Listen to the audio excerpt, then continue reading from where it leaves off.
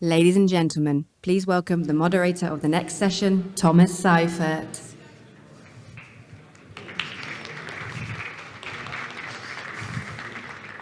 Everyone is too many sessions already. Hello. How are you? I hope you have a good time here in Prague. I want to introduce you to our session, Protecting Children Online, Shared Responsibility. And I want to introduce to you my panelists, Renate Nikolay. She is the Deputy Director General DG Connect of the European Commission. And she leads EU digital policy enforcement, and child protection online falls under her portfolio. Then we have Veronika, Cifrová, Ostrihoňová. She's a member of the European Parliament, and she's from the Slovakian Renew Europe Party, former journalist, a public figure. And then we have David Wheeldon. He's a managing director and head of government relations and public policy at YouTube. And so he is from the industry. He knows what he's talking about. I suggest we sit down and get ready for our debate. And also, I want to encourage you all to also be part of that of our debate here. We have prepared Slido. I think you see the QR code, and you can always kind of pose questions there. And we will also bring up some interactive features. I hope you use it. It's very useful for an engagement with our audience. I'll give you some context. I should also remind you, because we're talking about social media here, so I should mention that we have a hashtag, that's Globsec Forum AB, and that's also where you can, that you should use the hashtag as well. I just want to give you some key points of what we're going to discuss here today, and that is, as I said, child protection and the online space. And what does it mean? What are we actually talking about? And we should talk about the following. And then one thing is, of course, these apps and these websites and everything else has an addictive design. We all know that. I mean, who of you does not use any social media? And with that is also, I mean, YouTube and so on. See, all of us use it. And some of you will admit that maybe you'd spend too much time with this. And because it's designed that way. The next one is a question that we all want to talk about is, and again, it's in the title of our discussion, shared responsibility. Who actually has the responsibility for protecting children online? Is it parents? Is it schools? Is it governments and the European Union? Or is it the industry? Is it the platform providers? So who is that? We will talk about that. Let's bring up first our first slide that I want you maybe to have a look at. We have prepared a word cloud. So if I may ask you to just use your Slido and bring up some ideas and some words. When you think about what people use social media for, what comes to your mind? And it could be anything. I just said to my colleague here on the panel who's representing YouTube that I just used it the other day for looking at my camera because I had some issues with how do I actually use it. So there's a lot of use cases for that. So here we have already the first words coming up. Connection, sure. Who of you uses Instagram? Okay. Who of you is on TikTok? Yeah. Who of you is still on Facebook? Who of you is on Threads? Who of you is still on Twitter? A few. Who has switched to Blue Sky? And I could go on, and we see it's part of our life. And here we have it. So connection comes up. That makes a lot of sense. This is what this is all designed for. It's called social media. So we have connection, but also we have boredom, I see here. We have communication, instruction, information. Oh, information just got one more. Self-display, of course. Instagram is the ideal place for narcissists. Communication, yes. Mindlessness.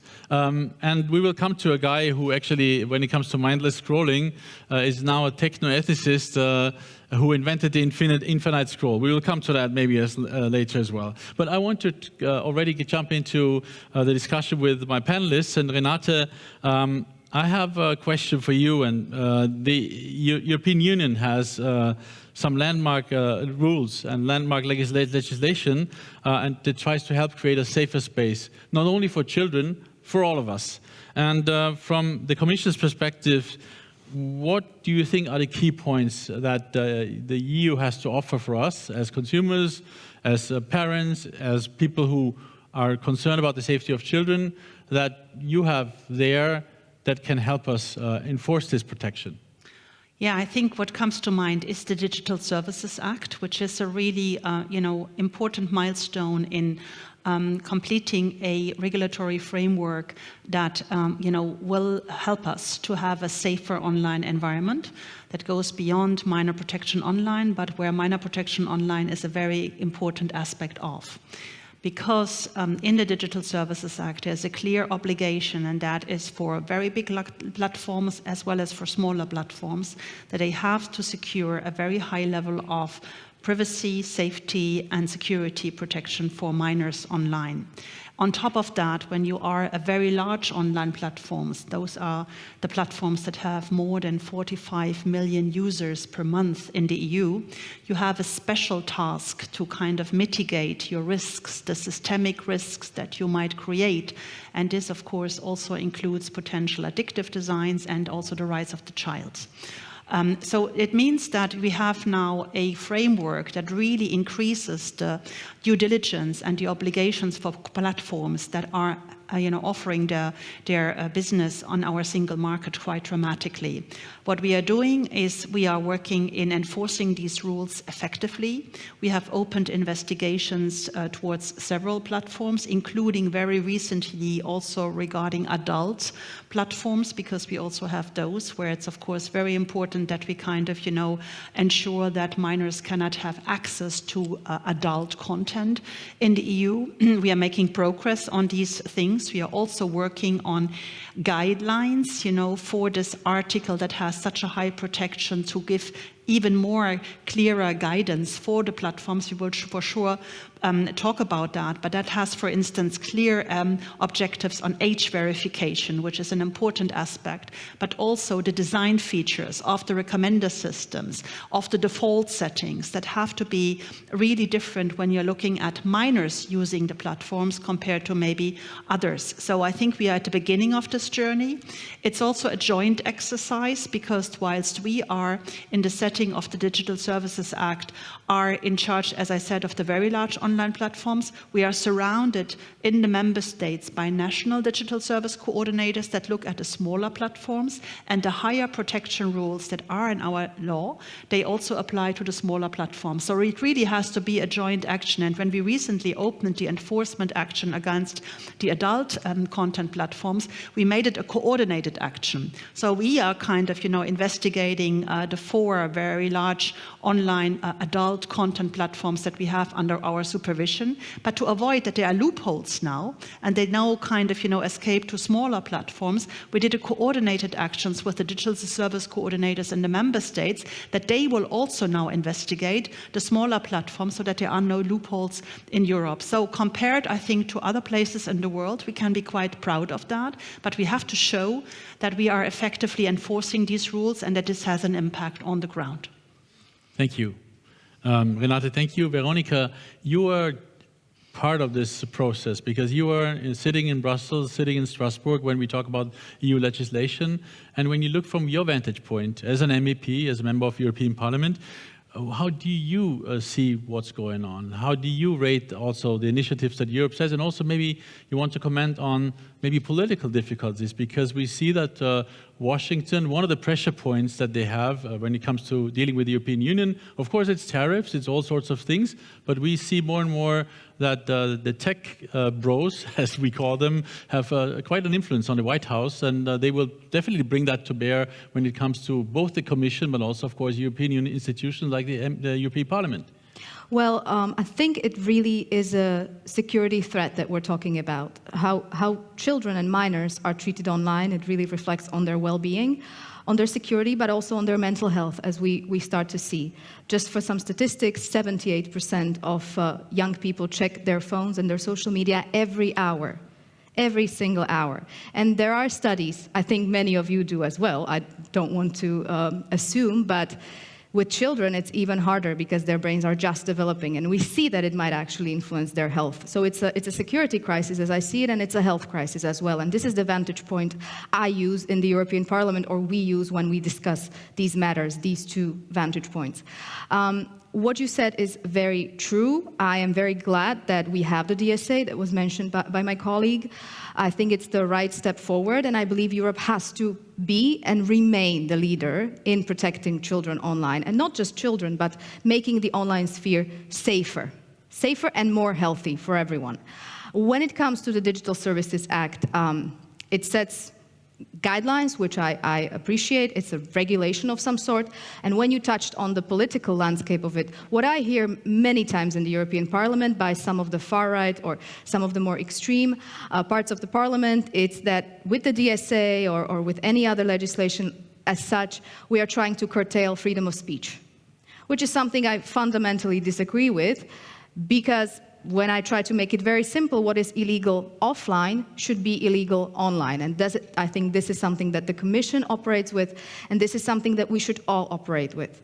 And as you said, the tech bros, the tech industry, it's tech bros, maybe if there were more women it'd be better, but that's just an attempt to joke, but it's not a laughing matter. They try to exert a lot of pressure, and with the current administration in the United States, I can assume that it's going to be even more intensified.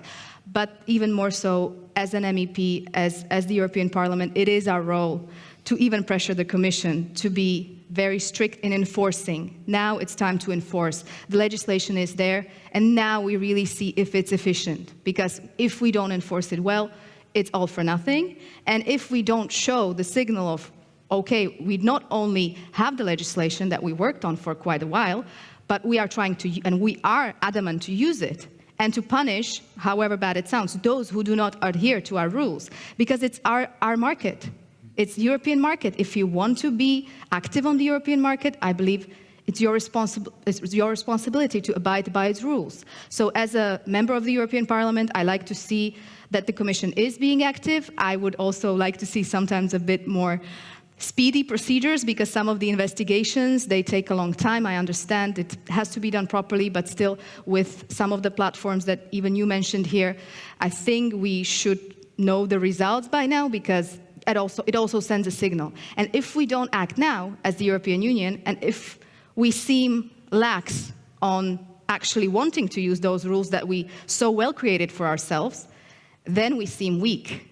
And I believe even this year's GlobSec, the 20th year of GlobSec, is about Europe leading the way. And I believe in this sphere, it is leading the way. And it should continue to lead the way. But we have to remain strong. And that is how I see the role of the European Parliament as well, because I always ask the Commission, anytime they come to speak to us, how are the procedures, the investigations going? What are the next steps? How are we going to make the space safer? And I believe if we rephrase the question from curtailing or from regulating or from creating new rules to just making the online world safer for children and then for adults, I think everyone could agree with that. I don't think it should be such a hot political question if we remain strong. And I think we have what it takes, and I understand it's not easy, and with the current American administration it's even less so. But if we take a step back now, I think we will lose the battle. So it's now or never for me.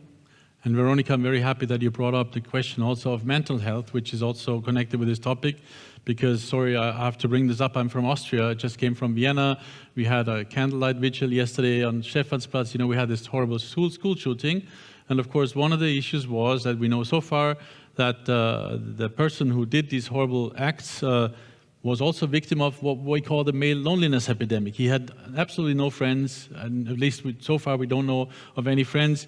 His life was online, and probably there was cyberbullying involved. This is not yet clear, but police hinted that that may also be a case. So we are right in this topic, and I'm coming from a country which is in total shock, really, with this, what happened. And I'm not saying that this is caused by this, of course not, but we can see that there are consequences. And maybe this brings me to the question for David. I'm sure that when you monitor behavior on platforms, also on your platform, you see what people consume. And there's always this discussion that we have with so digital ethics, you can say, safety by design. So basically to bring in features onto the platforms that somehow, if you see things coming up, that people try to consume certain things, of course you block them. I mean, actually I should maybe mention that when it comes to the tech bros, you can say that Google is one of the tries not to be the bad boy, at least, tries harder than some of the other players, at least. I'm talking about Elon Musk here, but still, there is a lot to be done. And David, what do you think? I mean, what can YouTube do, for instance, to ensure safety of children? Is it okay that if they watch like one drone video from the Ukraine front line, which they are horrible, for me this is information. For a lot of people who are on Globsec, we need this, we need what's going on in Ukraine. But does really a 15-year-old needs to consume them one after the other? So absolutely, and that we'll come to that particular example in a moment, Thomas. I think the first thing to do is, as a platform, to recognize who our audience is, who is using us. I mean, you asked people in the room which social media platforms they used earlier. You actually didn't list YouTube. That might be because we're not strictly speaking a social media platform, but I also know what the answer would likely to be, because in Czechia, for example, between people between the ages of 15 and 54, I think that's everybody in the room, 96% are using YouTube on a monthly basis. Who is using YouTube? There you go. Pretty much everybody's hand. The poll is absolutely right, like so 90% plus region. So we recognize that we are a platform, the world's biggest video library, that everybody wants to use. It's where they increasingly come to find their information about the world, their entertainment, and to learn things about themselves. And that goes for younger people. And so when we think about the platform and what we need to do from a design point of view, we know that younger people are going to be using our platform. That's why we are not in favor of arbitrary bans on platforms, because actually, we are a utility that is used by young people. It is incumbent upon us to make that experience a good experience, to make sure that the content that they are consuming on YouTube is both high quality and age appropriate. So we're 20 years old, like Globsec, but 10 years ago we launched YouTube Kids, which is a separate standalone, built from the ground up app, which has kids content only appropriate for kids, and we work with creators to make sure that they are able to provide that kind of content. And then we have a supervised experience for teens, for those up to the age of digital consent for tweens and teens, where parents can select the bits of main YouTube that they believe is appropriate for their kids, so they can choose from 3 settings. And then, of course, for under 18s, a swathe of other product features which are designed to ensure that under 18s get an age-appropriate experience and also experience the product in a responsible way. So turning autoplay off, turning bedtime reminders on, and take a break reminders on. Those sorts of things are really important for that age range. Now, we talked about appropriate content, and you gave the example of a video about the Ukraine war. We have an age gating system where we will age gate videos that are not appropriate for under 18s. A video like that may well be allowed on the platform even though it shows violence, because we have policies in the public interest that sort of video should be seen, but it may not be appropriate for the younger ages. And it's incumbent upon us to make sure that we are restricting that to those age groups. So you posed the question really about where responsibility lies. The DSA sets out some clear rules by which we have to follow, but that doesn't mean to say that we should abrogate our responsibility and just rely on the rules. We have to be thinking, as we design our platform, what is appropriate for the ages that are going to be using it. Veronika, you had a... Yeah, I'll just jump in. So maybe we set the context, because we have the DSA, which is very good, but still we know that Czechia, for instance, doesn't still have the coordinator that has the mandate to control it. I believe Poland doesn't yet as well. So this is also something that we need to look into, that it's not sufficient to just have the legislation, but then have the actual institution necessary to enforce the legislation. And what I wanted to say is that it's not just about appropriate content reaching you at one point, but it's also about whether it reaches you multiple times. I have an example. Center for Countering Digital Hate was doing a study where 13-year-old girls or boys, I think it was a girl in this case, was clicking on a sort of a recipe how to lose weight, but in a very sort of straightforward, almost pro-anorexia way. And she would click on it once, and the platform kept suggesting it to her. And this is something that we have to think about. This is something that we have to see, because if you click on something once, it can happen to any one of us here in the audience, but it can happen to children as well. And they can have the best parents, the most attentive parents, it can still happen. But if the platform, if the technology keeps feeding you the same content, it drowns you and it puts you into a rabbit hole, which can actually develop, for instance, eating disorders, or that could lead to suicide. We know about other platforms that were promoting suicidal content to teens and tweens. So these are things that even with the best parental guidance, unless the tech sector takes charge, we are all really not going to make it. And it's our children, and it's us. So I believe that if we're talking about shared responsibility, yes, everyone has their own piece, the European Union, and the parents, and it's our responsibility, but it's mainly the tech sector, because they set up those platforms. Wait a minute, Renate first, then is yours, unless it's an ad hoc. Well, it is actually in response to what has just been said. I think Veronika is referring to the CDH report, and some of that content we found on YouTube, and some of it we removed. And you're absolutely right. It is up to us to design a platform that doesn't end up undermining teens' mental health.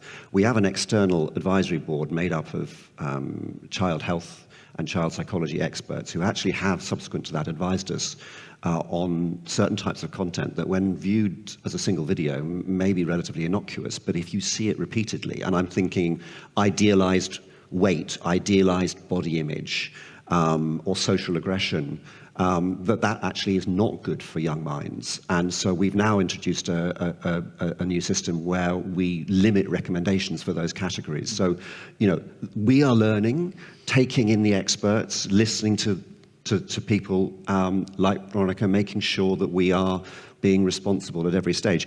That's not to say we'll always get it right, but I think there are, the platforms, certainly we want to make sure that the users on our platform are getting an age-appropriate experience at every stage. Before Renate I want to have your view on this, but I want to bring up a poll that we prepared. Can we have the Slido poll, please? Yes, because I want to ask you, who do you think in the audience who is responsible for the child protection? And I'm talking about first priority. Is it parents? Is it schools? Is it governments and the European Union? Or is it online? Okay, that was fast. Or is it online platforms and service providers? I mean, so obviously we have a consensus here of our Slido users, those who are who participate. Also, if we want to do the analog version, online platforms, who thinks? Raise a hand. Okay. So also that majority here, I think, who are physically present and not using the Slido. Good. So there we go. We have an answer from our poll. The answer is quite clear. 62% think that online platforms, and the next is parents, and then is governments. What do you think, Renate? Does it make sense to you? It does, yeah. And I would want to bring in a couple of thoughts. On the online platforms are definitely on the road because they feel that there is a regulatory framework that can catch them. And I'll give you a positive example, but I also want to kind of, give the general experience from my machine room day-to-day experience of enforcing these rules with the teams, that it's too slow. And, there wouldn't be as much default settings as we are already seeing, or parental control mechanism as we are already seeing without the rules, but it's too slow. And they are also hiding in their risk assessments between the lack of clarity. You mentioned that mental health, it's clear it has an impact on mental health. The issue is that you find as much kind of, academic research kind of challenging that as you find academic research confirming that. And that's why I think, there's an important aspect in our rules that is increasing transparency, because we will kind of give vetted researchers access to the data that they never got from the platforms. It's good to have advisory boards, but I think we need to have independent researchers who can actually get to the heart of the matter. And the European Union will engage in an inquiry with experts on the impact of social media on mental health. So my hope would be that with the increased transparency and this additional kind of work, we will, in a year's time, have a much better knowledge about, what the real impact is on that. The success story I wanted to share is about TikTok. So we opened an investigation regarding TikTok, especially around the rabbit holes and the loopholes that kind of, minors stay in. So it has a strong focus on minor protection online, and you will soon see also next steps in this, I hope, if the evidence is right, because of course we have to build our cases so that they can stand up in court. But, when we had opened that case, then TikTok informed us about a reward system that they would roll out in the EU, which was called TikTok Lite. So it would have amplified this kind of addictive kind of rewarding system even further. And they sincerely wanted to roll it out. So we said, wait a minute, we just opened an investigation. You add on top of that, we will come with interim measures because you are creating an irreparable harm to society. And they stopped it. So it shows that when we are using our tools, it can have an impact. The other point I wanted to bring is effective age verification. There's too many lousy systems at the moment where you self-declare your age. Well, that's not good enough to have an effective age verification in the system. And that's why I'm very happy to share with you that luckily in the EU, we will have by the end of next year a digital wallet everywhere in the EU. And we are actually in a pilot project anticipating aspects of that and developing a white label app that we will have ready in July. So July will be an important moment for minor protection online. Watch the space on that in the EU, because we will roll out that white label app, and in 5 member states we will pioneering pilots, because that will be an app that can be used to declare that you are above 18, and you can really identify that. But it's secure in terms of privacy and the design. It's anticipating our very privacy-friendly and secure digital wallet. I think that will be an important moment where we can ensure that, we really have a hook, a harmonized hook in the EU that the platforms can then use and have to use to really make sure that only, certain kind of, population gets access to certain content. Renate, I think the question that everybody has first is, and you just said what this wallet can do, is it just checking my age, or does it know who I am? No, it's the identity stays free. It's really just kind of identifying. We are kind of, a system that is very familiar with the digital wallet, that you are above 18, or it can also be used for lower ages above 16 or even 13. That depends on the national kind of choices. But no, it leaves the privacy space free. And can you share with us which countries will be The 5 countries that are pioneering is Denmark, which will have the EU presidency, and where we will have a presidency as of 1st of July that takes a huge interest in minor protection online. France, Spain, Italy, and Greece. And the other member states are very keen on sharing that experience. And certainly by the end of the year, I hope that we will have the other member states joining that as well. Very interesting. I just learned something new. Thank you so much for that. And Veronika, what about digital literacy? How important is that? You think that we spoke now about protection from platform side, also what governments can do, but also is there a problem you think that there is not enough education in this field of digital competencies and so on? Absolutely, and it's greatly important for digital literacy to be present at schools, and I know that it's very different in different countries in the European Union, and it's definitely something that we should focus on, and it's more maybe on the national government side, and I hope that the national governments take it to heart, because we are living online if we want it or not, and our kids are living online. I just wanted to very quickly come back to what our colleague from the Commission was saying, that I very much commend all the efforts by the DSA and by the digital wallet, I think it's a very good step forward, and we are all expecting it to work and it to be technically very good. So I think that is one step, the age verification that we've had the discussions with, because, you know, as a member of the European Parliament, you meet with the Commission, but you also meet with the stakeholders, so you hear all the sides. And sometimes what I was a little unsettled about is that the tech firms, and I don't want to put David here on the spot, because we've had conversations and they're doing what they can, but I am a bit hesitant to believe that when the big tech platforms are saying they don't know how to do it, or they don't have the tools, or they don't have the technology, it's taking time for them. They have the best software engineers. Yep. They have the best teams. They make quite a lot of money. And we pay for our presence on these platforms, not with money, but with our data. And then they work with the data, they can sell the data, they can make money off it. It's an equation we all know that we're in. But I don't really feel like our children should pay for their online presence with their mental health. And that is one more quick point that I wanted to make. I know that you're going to find studies that say social media is amazing for mental health. And again, I don't think that banning everything is the solution. I really don't think so. Because there are groups of young people who have social media as their lifeline, whether they're from marginalized communities, whether it's LGBTQI people. So I don't think that if we ban everything, it's going to magically work. It won't. So yes, you will find research that social media is good for mental health. What I sincerely believe, and from how I talk to educators, how I talk to people in the analysis business, it really is detrimental to mental health. And I can use an example, for instance, of the tobacco industry.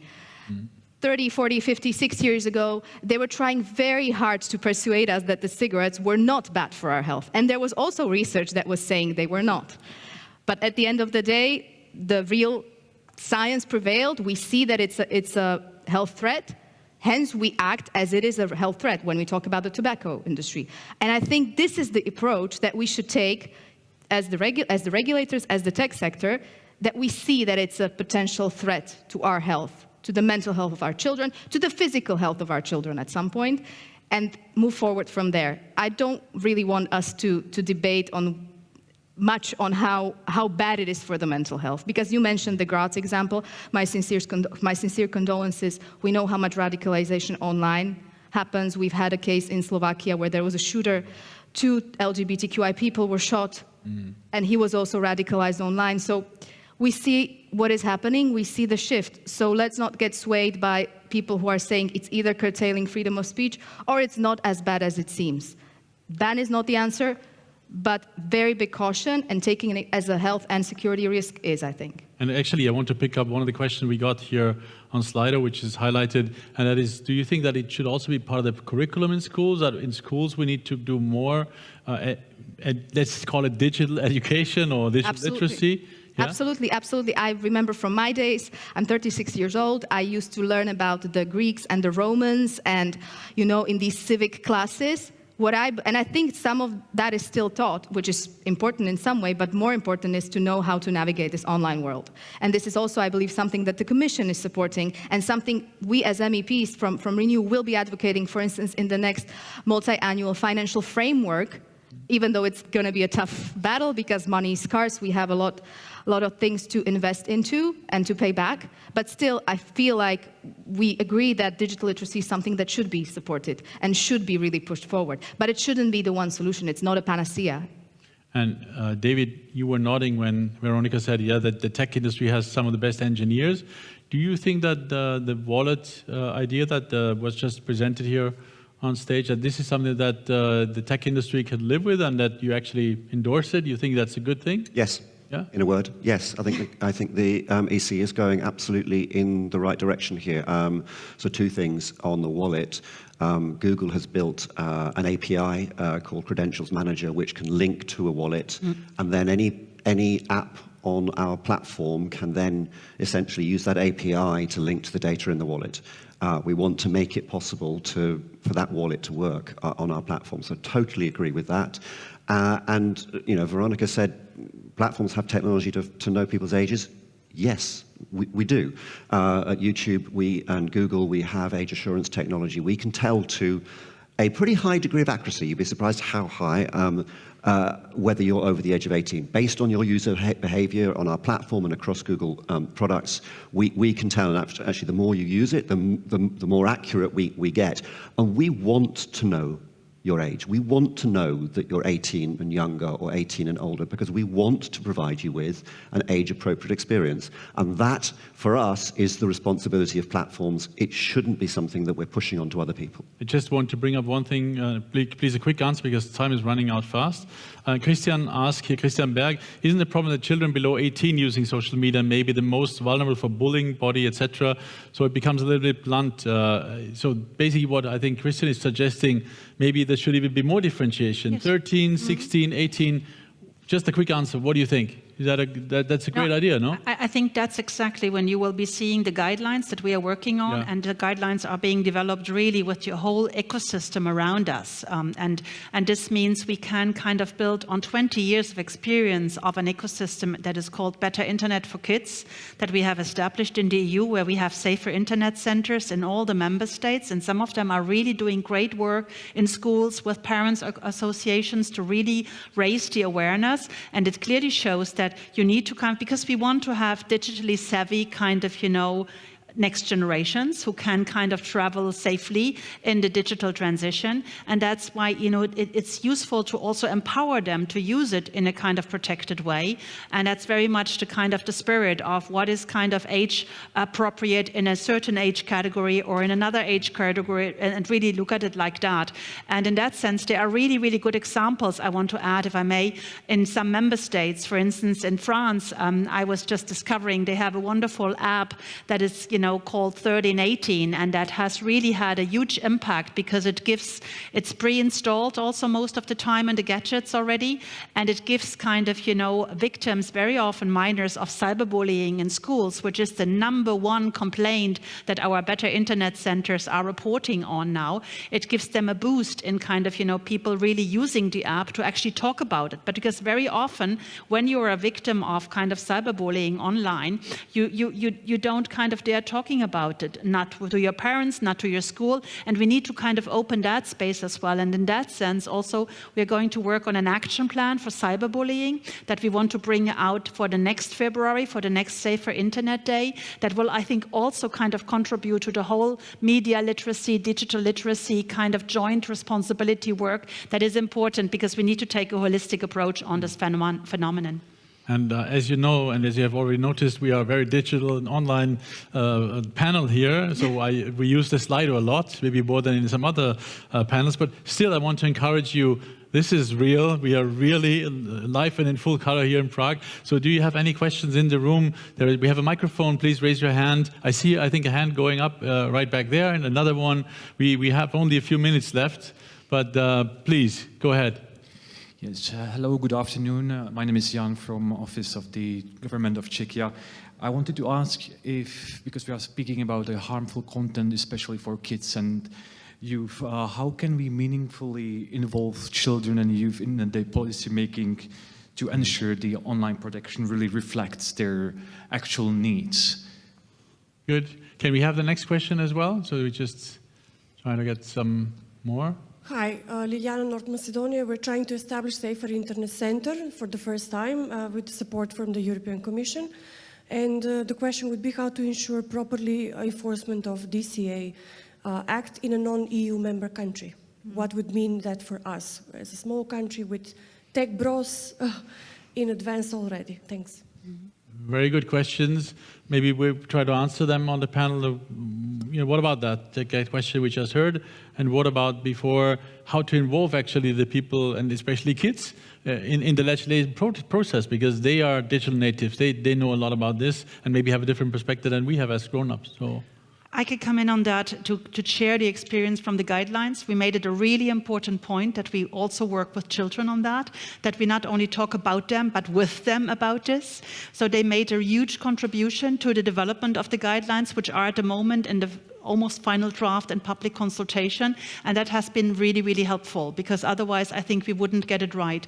And to the kind of your other question, if I may, I think this is also something that we are seeing. Member states, we also heard it, member states at different stages in kind of getting also their own national structures in place with the authorities, whether it's the better internet centers, whether it's the kind of digital service coordinators.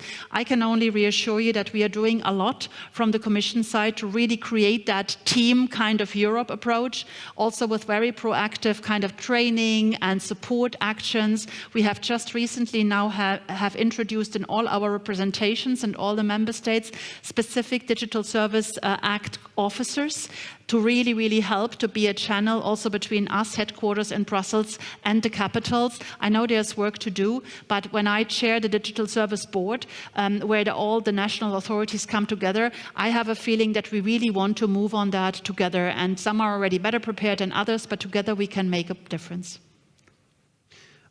So I sat in front of a panel of 16-year-olds yesterday in Amsterdam at the Family Online Safety Institute, and apart from being very direct and saying don't patronize us, they were also very keen to engage in this debate. So Renate, I gave them the website of the consultation, so if you get a late flurry of younger people's views on the Article 28 guidelines, you'll know where it's come from.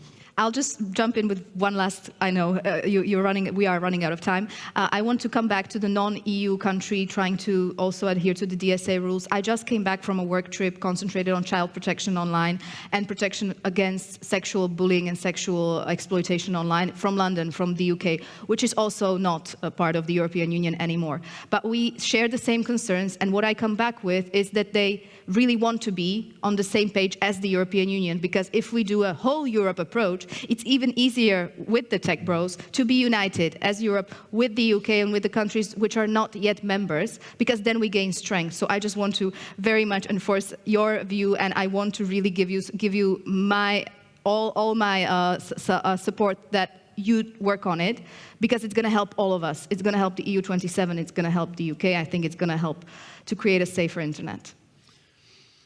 Renate, Veronika, David, thank you so much for your fantastic presentations here and the lively discussion we had.